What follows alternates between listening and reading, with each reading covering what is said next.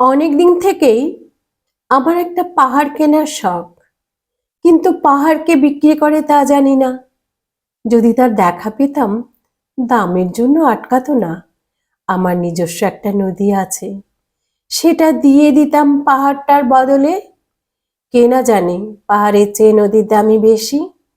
পাহাড় স্থাণু, নদী বহমান, তবু আমি নদীর বদলে পাহাড়টাই কিনতাম, কারণ আমি ঠকতে চাই।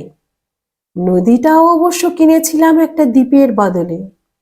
ছেলেবেলায় আমার বেশ ছোট্ট খাট্ট ছিমছাম একটা দ্বীপ ছিল, সেখানে অসংখ্য প্রজাপতি। শৈশবে এই দ্বীপটি ছিল আমার বড় প্রিয়। আমার যৌবনে দ্বীপটি আমার কাছে মাপে ছোট লাগলো। প্রবহমান ছিপছিপে তন্বী নদীটি বেশ পছন্দ হলো আমার। বন্ধুরা বলল, ওইটুকু একটা দ্বীপের বিনিময়ে এত বড় একটা নদী পেয়েছিস, খুব জিতেছিস তো মাইরি। তখন জয়ের আনন্দে আমি বিহ্বল হতাম। তখন সত্যিই আমি ভালোবাসতাম নদীটিকে। নদী আমার অনেক প্রশ্নের উত্তর দিত, যেমন, বলতো আজ সন্ধ্যাবেলা বৃষ্টি হবে কিনা। সে বলতো, আজ এখানে দক্ষিণ গরম হাওয়া, শুধু একটা ছোট্ট দ্বীপে বৃষ্টি। সে কি প্রবল বৃষ্টি, যেন একটা উৎসব। আমি সেই দ্বীপে আর যেতে পারি না।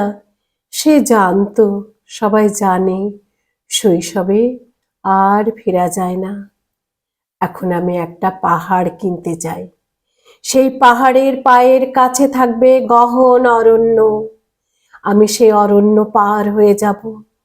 তারপর শুধু রুক্ষ কঠিন পাহাড়, একেবারে চূড়ায়, মাথার খুব কাছে আকাশ, নিচে বিপুলা পৃথিবী, চরাচরে তীব্র নির্জনতা।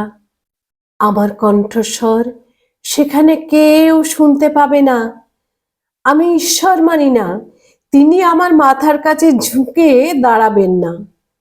আমি শুধু 10 দিককে উদ্দেশ্য করে বলবো, প্রত্যেক মানুষই অহংকারী, এখানে আমি একা। এখানে আমার কোনো অহংকার নেই। এখানে জয়ী হবার বদলে ক্ষমা চাইতে ভালো লাগে। হে 10 দিক, আমি কোনো দোষ করিনি, আমাকে ক্ষমা করো, আমাকে ক্ষমা করো। পাহাড় চূড়ায়, সুনীল গঙ্গোপাধ্যায়। নমস্কার।